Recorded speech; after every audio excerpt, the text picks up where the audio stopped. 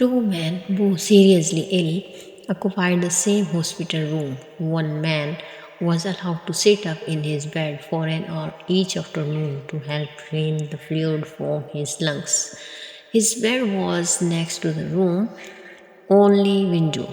The other man had to spend all his time flat on his back. The men talked for hours on end. They spoke of their wives and families, their homes, their jobs, their involvement in the military service where they had been on vacation.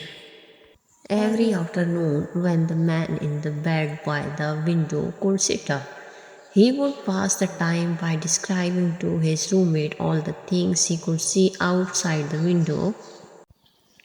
The man in the other bed began to live for those 1 hour periods where his world would be broadened and enlivened by all the activity and color of the world outside.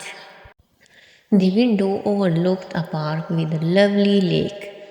Ducks and swans played on the water while children sailed their model boats.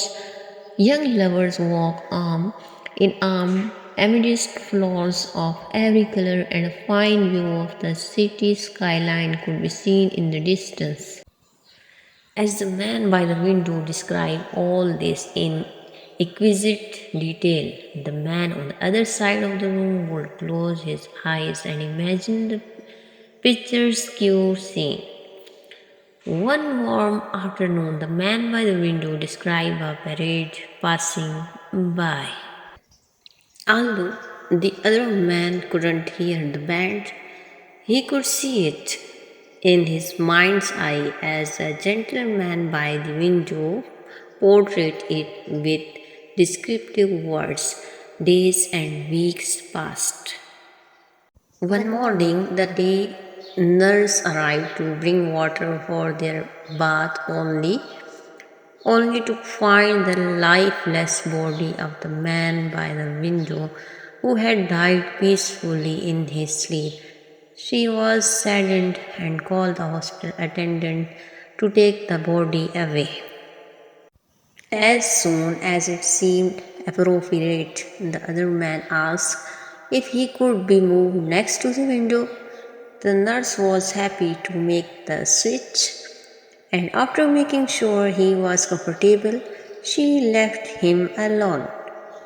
Slowly, painfully, he propped himself up on one elbow to take his first look at the real world outside. He strained to slowly turn to look out the window beside the bed. It faced a blank wall. The man asked the nurse what could have compelled his deceased roommate, who has described such wonderful things outside this window.